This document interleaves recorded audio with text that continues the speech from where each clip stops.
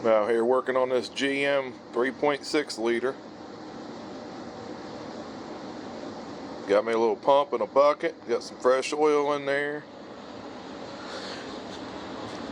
Took out the plug right there out of that block. Drilled a hole in it. Made an adapter. A little plug right there. Drill a hole through one.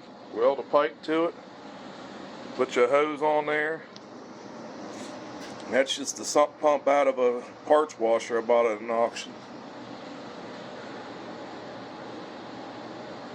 Got oil coming out the tensioners. She's just a dripping.